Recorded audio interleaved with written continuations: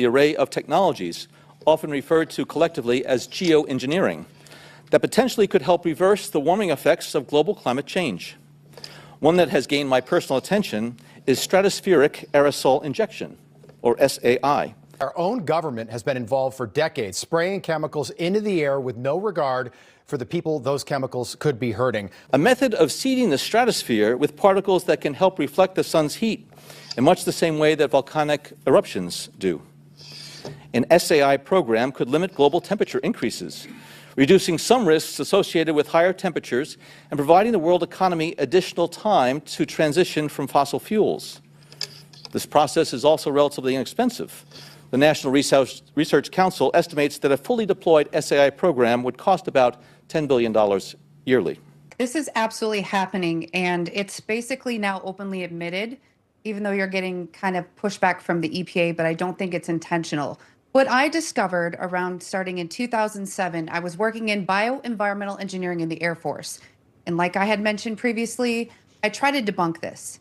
And in the attempt to debunk it, I realized, as somebody who was approving forms called Air Force Form 3952s, I had to reject these toxicants on formerly known as an MSDS, now an SDS, because they're the very same toxicants we were trying to engineer out of the workplace. So why would we be procuring more? So lots of soil sampling, air sampling. Once I got threatened, I knew I'd found something, and it's very much happening. In fact, when I finished my master's around 2015, it was in one of my environmental textbooks that they were doing it. So it's a shock to me that people still think it's not happening. Yes, yeah. I sold the book, but I wish I still had it. And we can all see it if you look up, and it just doesn't make sense, that it's coming from like a Delta flight flying overhead. So your role in the Air Force, if I'm understanding it correctly, was basically to approve these flights long before takeoff, and eventually you just said, no, I'm not going to do this anymore. Is that accurate broadly? Well, it wasn't approving the flights. So when you're using hazardous materials, you have to track them from cradle to grave, use and disposal. So when I was in the Air Force, I'm basically OSHA and EPA, but in the military. So I had to make sure that we were keeping workers safe. So we had to understand what we were bringing on and how could it affect human and environmental health. As promising as it may be, moving forward on SAI would also raise a number of challenges for our government and for the international community. On the technical side, greenhouse gas emission reductions would still have to accompany SAI to address other climate change effects, such as ocean acidification, because SAI alone would not remove greenhouse gases from the atmosphere. On the geopolitical side, the technology's potential to alter weather patterns and benefit certain regions of the world at the expense of other regions could trigger sharp opposition by some nations. Others might seize on SAI's benefits and back away from their commitment to carbon dioxide reductions.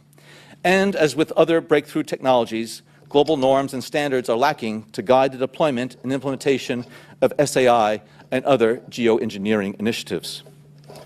Now, I could go on and on and on and on about the things that fascinate me, but rather than talk about them, I thought I'd stop here and start the conversation with Judy, and then I can take some of your questions. I very much appreciate the invitation to come back here in the Council on Foreign Relations, and as I say to all the groups I speak to, it is a tremendous honor and privilege every day to be referred to as the Director of Central Intelligence Agency. I lead an organization full of patriotic men and women who take great risks and put themselves on the front lines in order to keep their fellow Americans safe and secure, and to do what they can to keep this country's security secure. Thank you so much. People will say to me, they're like, well, we don't think this is happening. If this isn't happening, why have multiple states passed laws banning weather engineering, including Florida, including Texas? Can you explain that? Yeah, that's exactly it. I know a lot of people have taken the angle of, because people still don't believe it. Even if you don't believe it, there's people that are trying to take action saying, look at what they're claiming. Because when the government claims that they're going to do something, they're already doing it. And they're trying to say, even if you don't believe it, would you want it to happen? It has these human and environmental impacts. So yes, and there's a lot of those legislators have reached out to myself and Dane Wigington over the past couple of years. So they have the information and all the government documents that are on geoengineeringwatch.org. Biggest question, in your opinion, why is this being done? And again, it might not be EPA, could be DARPA, could be War Department, could be private companies, but why are they doing this? I think there's a multitude of reasonings. You control the weather, you can handicap many people. We did it flooding the Ho Chi Minh Trail. But when you had this huge climate change initiative, we needed to find ways to dim the sun and decrease the solar load. So this is fear-based, and I also think it's financially incentivized through betting on crops and, again, handicapping anyone in war. Yeah, so it kind of takes away the organic from anything organic you're buying, because this is then sprayed into the air, and then and gravity brings it down. Eventually, the rain brings it down, and it is all over all of us. What are these crops doing to people? Or I'm sorry, these chemicals doing to people? Well, a lot of them are heavy alkaline metals and salts. And what they do, again, is that synergistic toxicity. You're breathing it in, you have the dermal absorption and an inhalation.